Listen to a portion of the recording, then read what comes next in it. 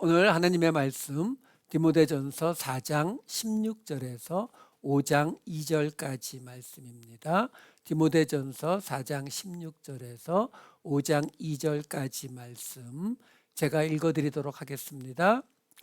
내가 내 자신과 가르침을 살펴 이 일을 계속하라. 이것을 행함으로 내 자신과 내게 듣는 자를 구원하리라. 늙은이를 꾸짖지 말고 권하되 아버지에게 하듯 하며 젊은이에게는 형제에게 하듯 하고 늙은 여자에게는 어머니에게 하듯 하며 젊은 여자에게는 온전히 깨끗함으로 자매에게 하듯 하라. 아멘. 우리는 지난 시간에 지금 금방 읽었던 본문의 맨 첫 번째 4장 16절까지 그 앞에 말씀을 봤었어요. 그러면서 사도 바울이 디모데에게 하나님의 말씀을 읽고 그리고 권하고 가르치는 그 일을 거기에 전념하라고 그 이야기를 하면서 그것을 계속하면은 자기 자신과 그리고 내게 듣는 자를 구원하게 될 것이다 라는 말을 했거든요. 이게 지금 금방 읽었던 본문 4장 16절 내용이에요. 자, 여기서 우리 한 가지만 보고 이제 5장으로 넘어갈게요. 연결이 되거든요. 왜 그러냐면 지금 여기서 사도 바울이 무슨 말을 했느냐면 결국 디모데에게 그에게 맡겨진 일, 그렇죠? 예언으로 주어졌던 일, 그게 뭐였어요? 가르치는 일이었죠. 그 가르치는 일에 대해서 그 일을 계속하면은 문제가 뭐냐면 그 다음에 따라오는 뒷부분이에요. 이것을 행함으로 내 자신과 내게 듣는 자를 구원하리라. 자, 디모데에게 그 가르침을 듣는 자가 구원을 받게 되는 건 이해하기가 어렵지 않은데 디모데 자신도 구원을 받는다? 이게 좀 이상하다는 거죠. 왜요? 우리가 알다시피 사도 바울이 이야기하는 것 중에 가장 큰 이슈가 바로 은혜의 구원 아닙니까? 은혜의 구원이라고 하는 것은 결국 행위가 아니라, 그렇죠? 전적인 은혜로 구원받는다는 거잖아요. 그러니까 디모데가 이 가르침에 전념하는 것을 통해서 자신을 구원한다? 상황은 이해가 돼요. 이 말을 하는 상황은 대략 이해가 되는데 그래도 은혜의 구원을 이야기하던 사도 바울의 방식과는 조금 맞지 않는 말을 하고 있다라는 거죠. 이런 말이 나올 때에 우리는 이것이 은혜의 구원하고 안 맞는 행함의 구원이네, 잘못된 거네, 이게 아니잖아요. 왜? 이게 지금 각자 보내진 편지들이기 때문에 여기서 사도 바울이 지금 왜 이런 이야기를 하고 있을까라는 거죠. 자, 이걸 우리가 보기 위해서는 이 당시 상황을 좀 다시 한번 생각해 볼 필요가 있어요. 지난번에도 한번 간단하게 말씀드렸지만 이렇게 말씀드렸습니다. 이스라엘, 예루살렘의 성전이 무너지기 전과 그것이 무너지고 바벨론에게 짓밟히고 나서 바벨론으로 끌려갔던 사람들이 돌아왔을 때 이 끌려갔던 사람들과 이 예루살렘의 유다에 남아있던 사람들 사이에는 상당한 간격이 생기게 됐다라고 말씀을 드렸어요. 왜? 그곳에 있던 사람들은 그냥 그들이 믿던 하나님을 계속 존속하려고 했던 반면에 바벨론까지 끌려갔다 온 사람들은 우리가 믿던 하나님이 좀 뭐가 달라졌다는 거죠. 왜? 그들이 생각할 때에는 그 당시 모든 사람들이 생각하던 것처럼 하나님은 예루살렘 성전에 속한 분이다라고 생각을 했는데 바벨론에 끌려갔는데 바벨론에도 하나님이 계시더라라는 거죠.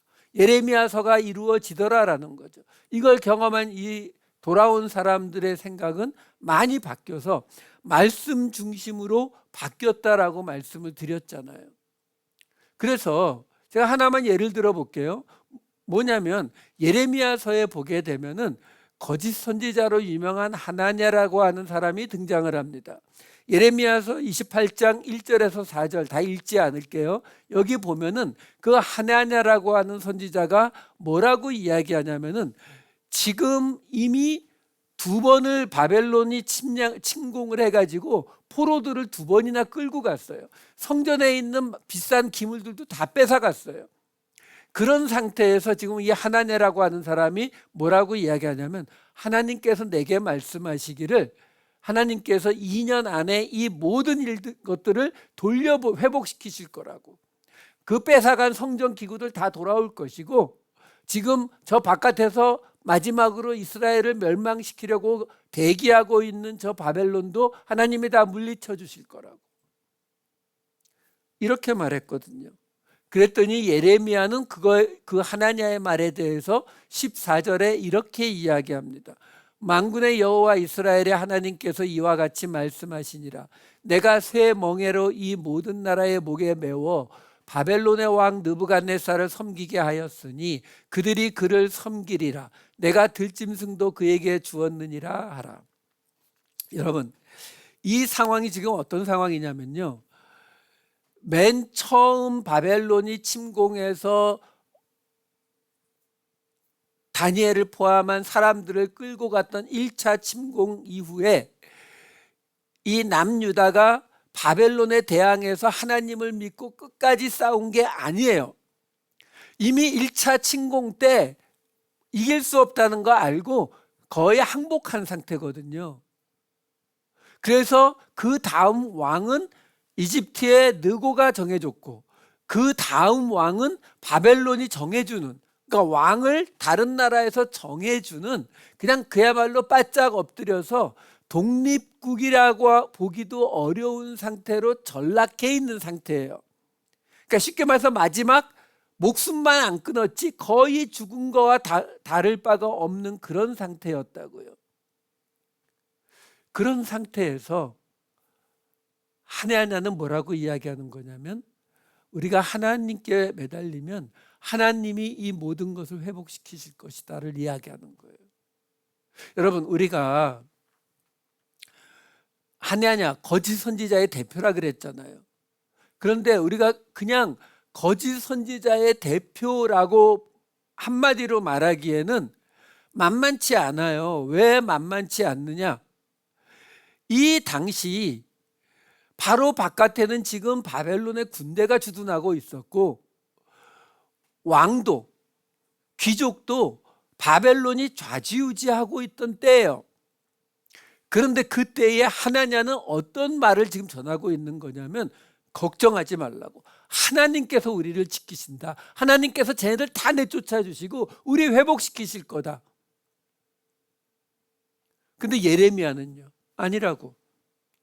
하나님이 바벨론의 왕에게 모든 권한을 다 주셨기 때문에 우리는 그냥 바벨론으로 끌려가고 그 때가 다 지날 때까지는 우리는 그냥 바벨론에게 엎드려 살아야 된다. 여러분, 객관적으로 볼 때 어느 쪽이 더 나라와 민족을 생각하는 사람같이 느껴지세요?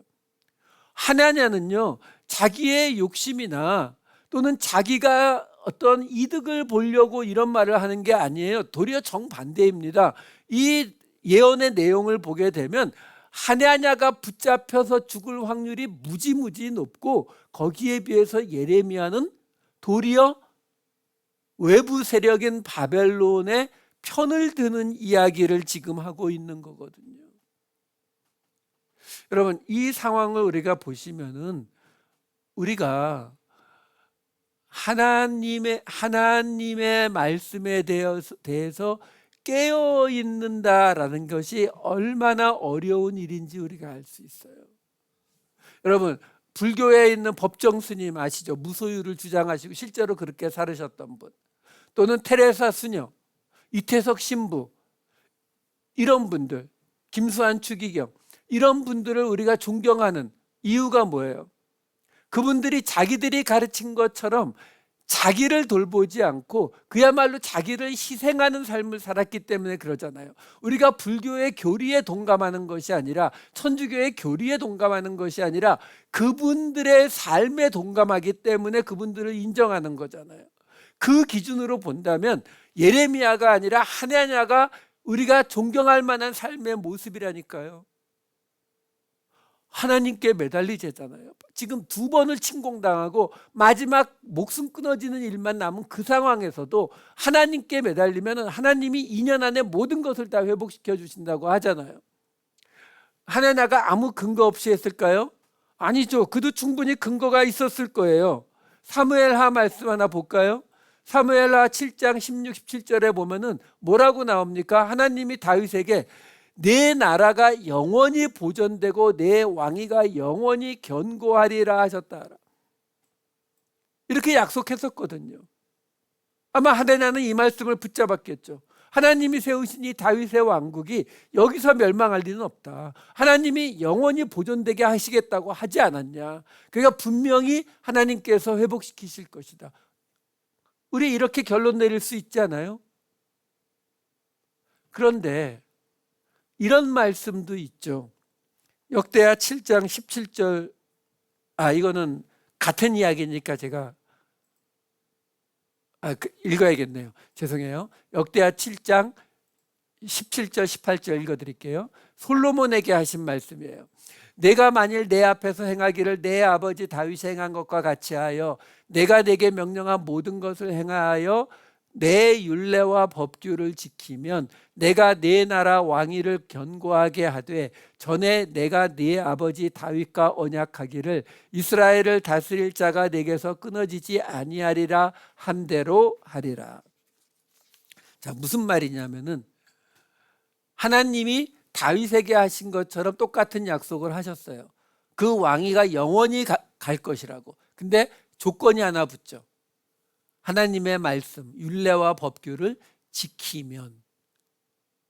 지키지 않으면 어떻게 된다고 나와요? 그 바로 뒤에 이어지는 19절에서 20절 말씀이 이렇게 나오죠. 너희가 만일 돌아서서 내 율례와 명령을 버리고 가서 다른 신들을 섬겨 그들을 경배하면 내가 너희에게 준 땅에서 그 뿌리를 뽑아내고 내 이름을 위하여 거룩하게 한 이 성전을 내 앞에서 버려 모든 민족 중에 속담거리와 이야기거리가 되게 하리니.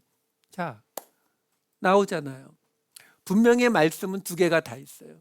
다윗의 왕위를 영원히 지켜주시겠다. 근데 하나님의 뜻대로 하지 않으면 그냥 없애버릴 것이다.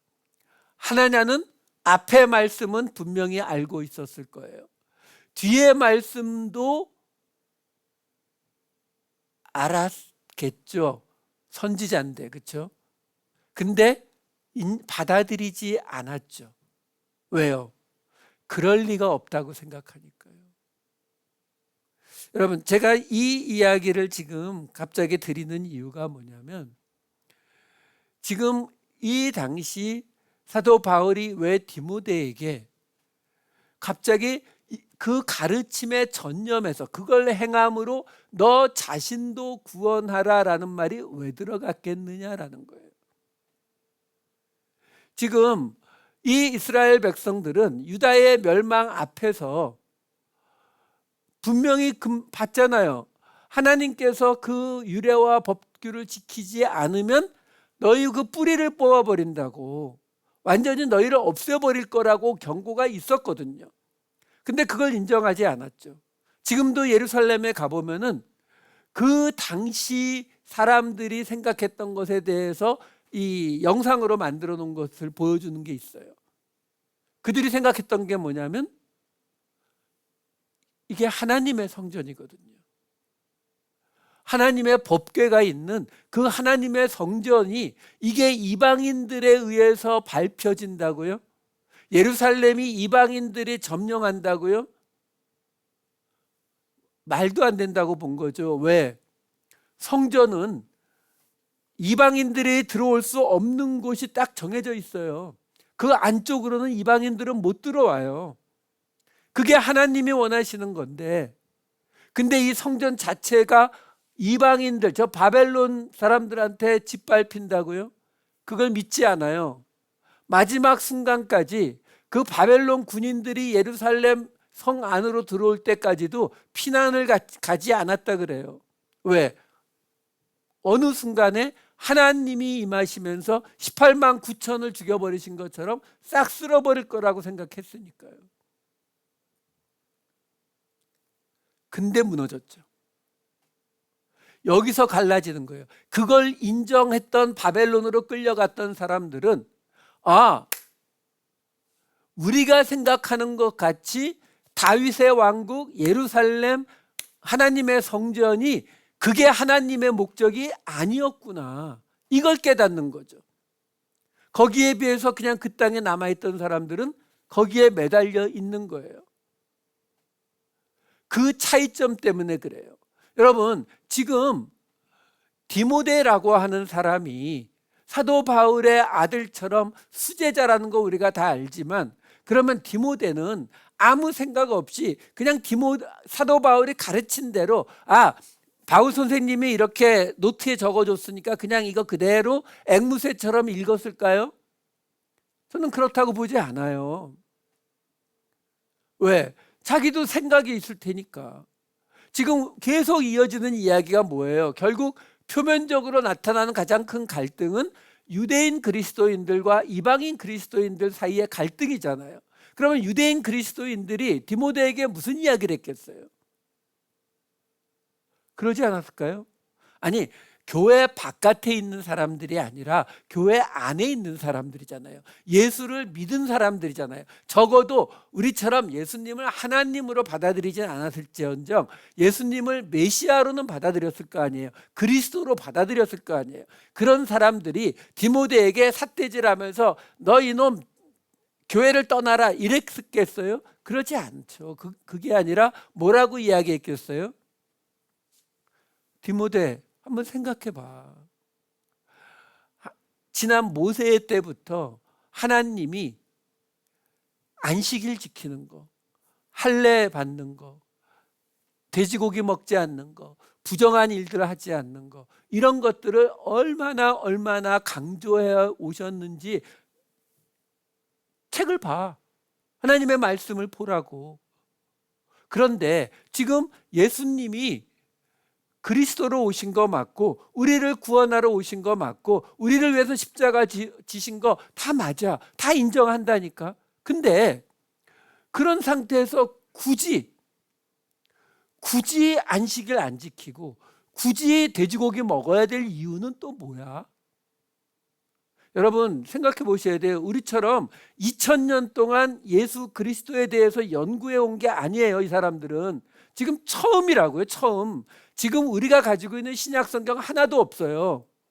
오직 구약만 갖고 풀어가고 있는 상황이라고요. 그런 상황에서 굳이 안 할 이유가 뭐가 있냐? 행여라도 하나님이 나중에 안식일 안 지켰다고, 부정한 거 먹었다고 뭐라고 하실 위험을 가질 이유가 뭐가 있어? 제가 예전에 그런 말씀 드렸잖아요. 교회를 잘 다니시는 분도 어느 날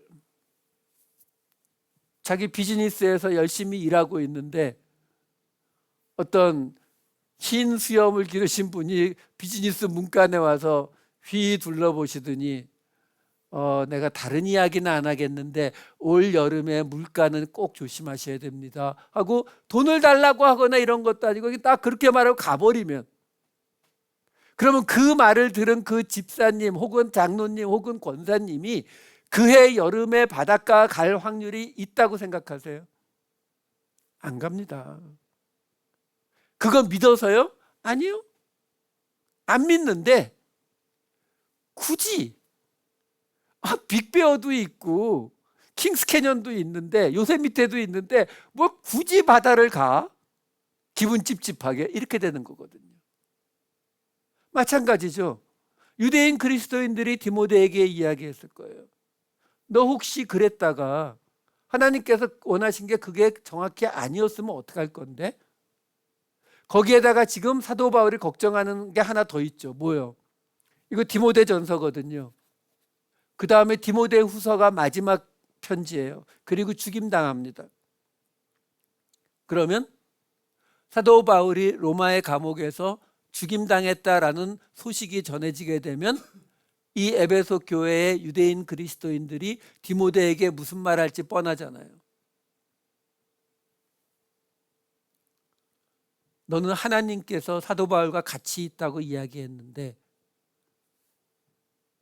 거기서 죽었다는데, 사형당했대.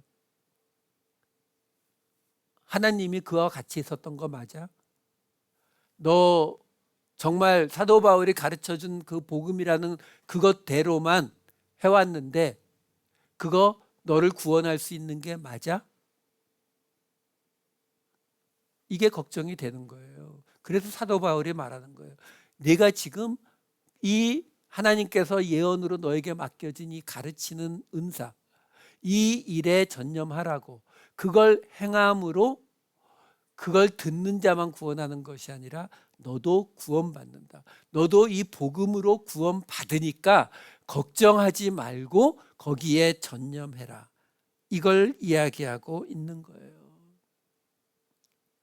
자, 오늘 본문에 들어가기 전에 이 말씀을 드리는 이유가 생각을 바꾸셔야 된다는 거죠. 하나님의 성전이 전부인 줄 알았는데 그게 무너져도 하나님은 계시더라라는 걸 경험한 사람들이라니까요.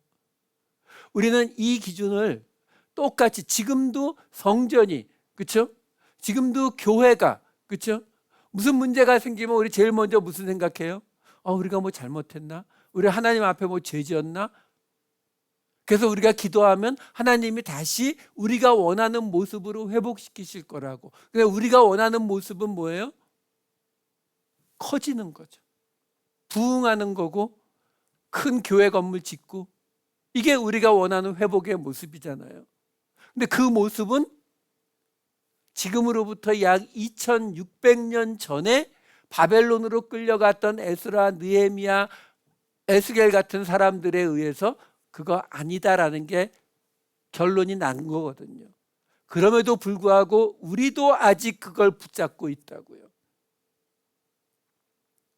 자, 이걸 우리 머릿속에 다시 한번 담아둔 상태에서, 그래서 오늘 본문에 이 4장 16절 말씀을 집어넣었어요. 이제 오늘 본문 5장 1절 2절로 넘어갈게요. 자, 5장 1절 2절을 보시면은 이렇게 나옵니다. 늙은이를 꾸짖지 말고 권하되 아버지에게 하듯하며 젊은이에게는 형제에게 하듯하고 늙은 여자에게는 어머니에게 하듯하며 젊은 여자에게는 온전히 깨끗함으로 자매에게 하듯 하라. 이 말씀은요, 뭐 그대로 읽으셔도 거의 큰 차이가 없어요. 한마디로 뭐예요? 나이 든 남자는 아버지처럼, 나이 든 여자는 어머니처럼, 젊은 남자는 형제처럼, 젊은 여자는 자매처럼 대하라. 한마디로 말하면 성도들 가족같이 대해라. 디모데야, 내 성도들을 가족같이 잘 대해줘라. 이렇게 돼요. 자, 이렇게 해석한 이 두 줄은 이렇게 해석하는 거 큰 문제가 없어요. 문제는 다음 주에 볼 3절부터 16절까지 긴 내용이 과부에 대한 이야기예요. 딱 그 한 주제, 과부를 한마디로 말하면 5장 3절부터 16절까지는 과부를 잘 대해주라는 얘기예요. 그러면 당연히 갸우뚱해져야 되는 거죠. 뭐요? 아니, 아버지처럼 어머니처럼 가족같이 성도들을 대하라는 건 쉽게 이해가 되는데, 고아에 대한 이야기가 조금이라도 있든지 나그네에 대한 이야기도 좀 섞어 놓는 게 아니라 오직 과부에 대한 이야기로만 13절, 14절을 사도 바울이 썼는데 왜 그럴까? 이거죠. 자, 그래서 이 오늘 본문인 5장 1절 2절 말씀을 우리가 좀 다시 한번 좀 보자고요. 뭐냐면 그냥 가족같이 대해라, 잘 대해라, 이런 말은요 사실 의미가 없어요. 여러분들 아시죠? 조그만 직원 두세 명, 서너 명 되는 작은 회사 들어갔는데 사장님이 나는 우리 직원들을 가족같이 대한다라고 말하면 빨간불 켜지는 거예요. 경고. 그렇죠? 그러니까 가족같이 대해라, 잘 대해라 이런 말은요. 사실 우리에게 아무 의미가 없어요. 왜? 각자 자기 기준에 따라 그걸 다르게 보거든요. 사장님이 보시는 가족 같은 기준은 직원들이 자기처럼 모든 일을 그냥 열성적으로 그냥 몸이 부서져라 일하길 원하시는 거고, 직원들이 보는 가족 같은 기준은 내 부모가 나한테 해주는 것처럼 사장님이 자기의 모든 것들을 다 채워주길 바라는 건데, 이 둘은 만날 수가 없거든요. 자, 그러면 이 5장 1절 2절은 어떤 내용으로 우리가 보아야 되느냐? 여기에는 우리가 원어를 보아야 알 수 있는 부분이 있어요. 지금 여기에 보면 늙은이, 그 다음에 늙은 여자가 나오고, 그리고 젊은이가 나오고 젊은 여자가 나오잖아요. 이 대목들에 사용된 헬라어 단어를 보면은 사도 바울이 어떤 단어를 쓰고 있느냐면은 밑에 보여드릴게요. 그 나온 장면이 이렇게 나와요. 늙은이 프레스비테로, 장로라는 뜻으로도 쓰이는 단어예요. 늙은 여자는 그거의 여성형이에요. 프레스비테라스. 젊은이 네오테루스, 젊은 여자 네오테라스. 형제 아델푸스, 자매 아델파스. 아버지 어머니만 다른 단어예요. 하지만 의무는 맞죠. 파테라 메테라스.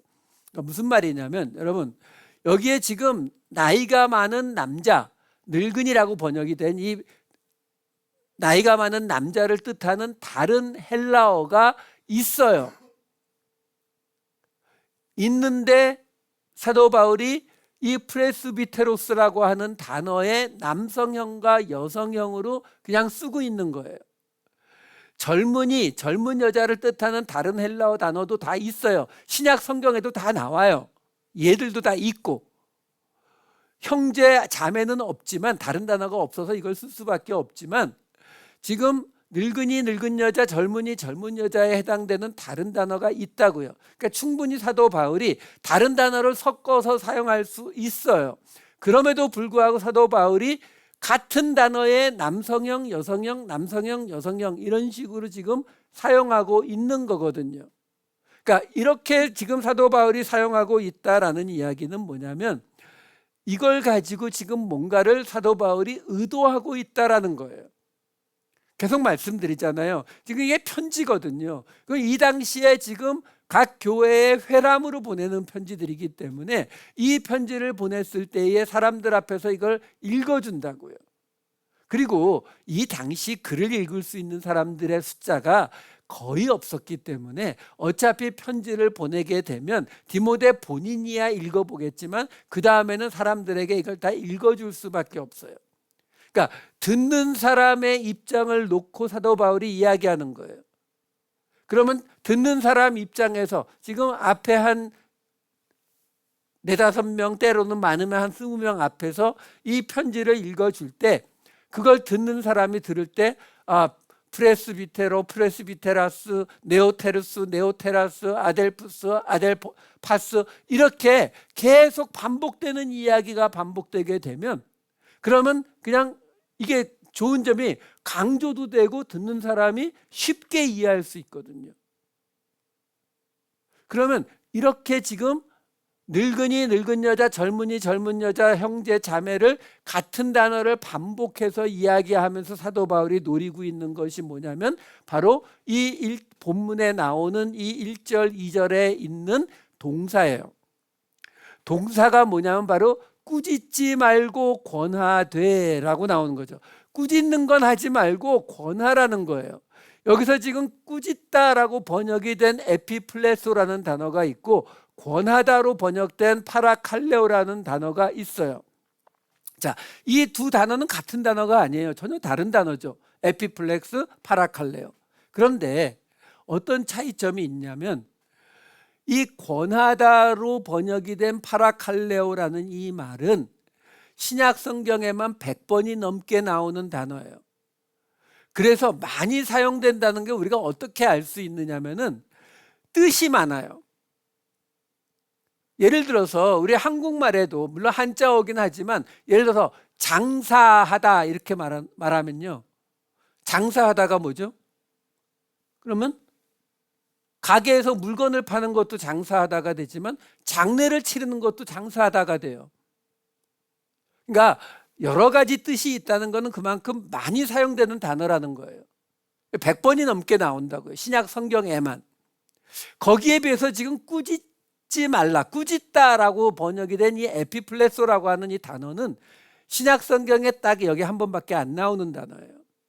뜻도 꾸짖다, 때리다 이 뜻밖에 없는 단어예요. 그 말은 뭐예요? 거의 잘 사용하지 않는 단어. 그러니까 지금 사도 바울이 무슨 얘기를 하고 있는 거냐면 늙은이한테, 늙은 여자한테, 젊은이한테, 젊은 여자한테 가족같이 대해라라는 이 말이 그냥 잘 대해주라는 말이 아니라 동사가 정확히 있는 거예요. 꾸짖지 말고 권해라라는 말이라고요.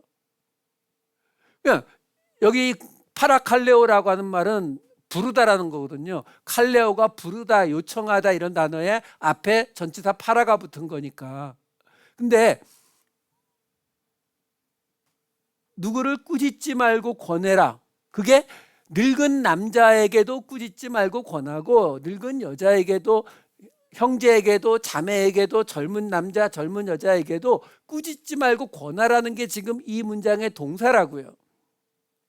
근데 그 동사를 들을 때, 이 편지를 읽을 때 그 속에서 듣는 사람이 쉽게 들을 수 있는 게 뭐냐면 파라칼레오는 귀에 들릴 수 있어요. 왜? 워낙 많이 사용하는 단어니까. 근데 그게 혹시 안 들려도 에피플레소는 거의 안 들리겠죠. 왜?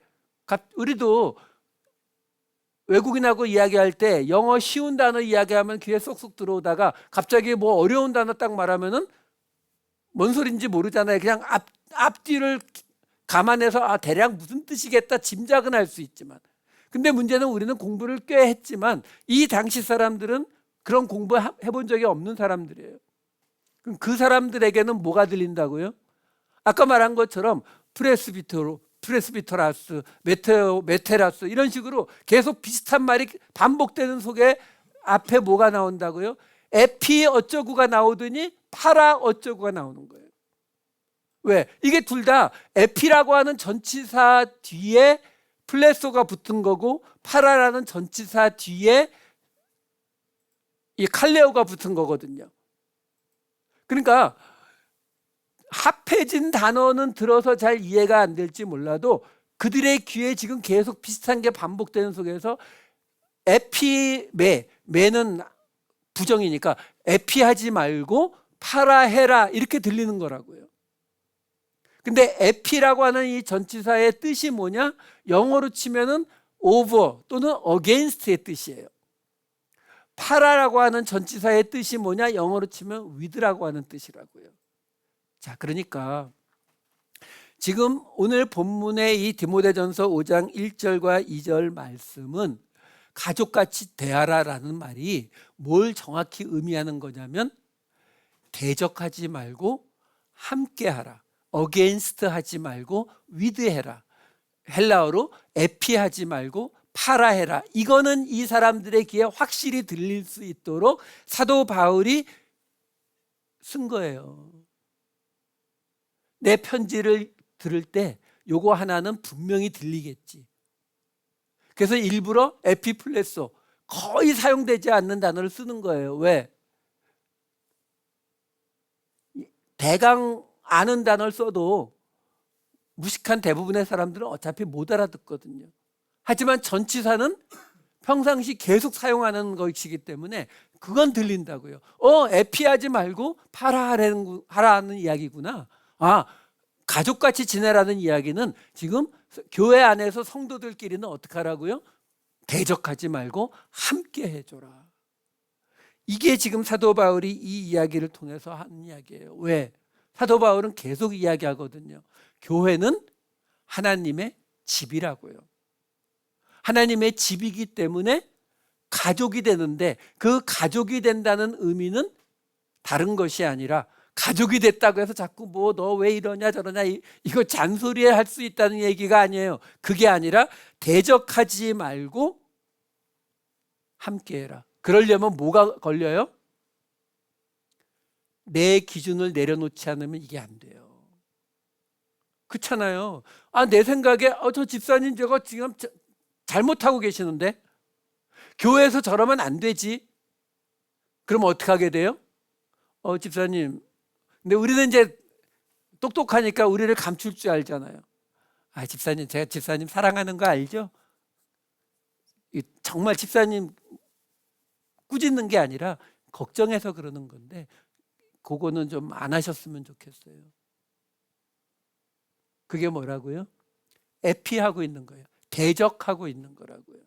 사도 바울은 이야기하는 거예요. 그렇게 해서는 하나님의 집이 결코 설 수 없다고요. 함께 해주라고요. 이 말씀을 들을 때에 혹시 그래도 여러분들 마음속에 떠오르는 분이 있을 거 아니에요?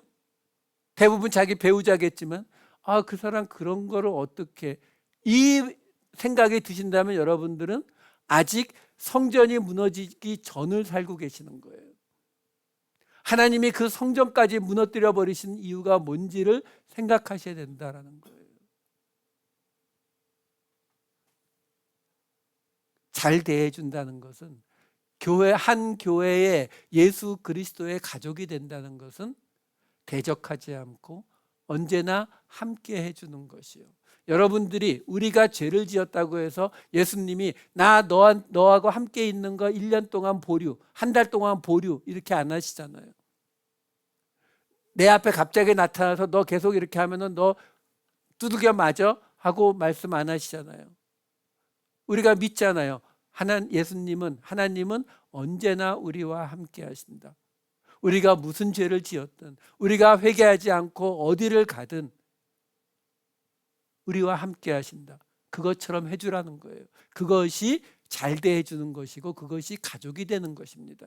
이 마음으로 이제 크리스마스가 다음 주인데, 예수님 오신 그 크리스마스를 바로 대적하지 않고 함께 해주는 마음으로 함께 하시는 저와 여러분 되시기를 우리 주님의 이름으로 축원합니다. 기도하시겠습니다. 사랑이 많으신 아버지 하나님, 저희로 기준을 버리게 하여 주시옵소서.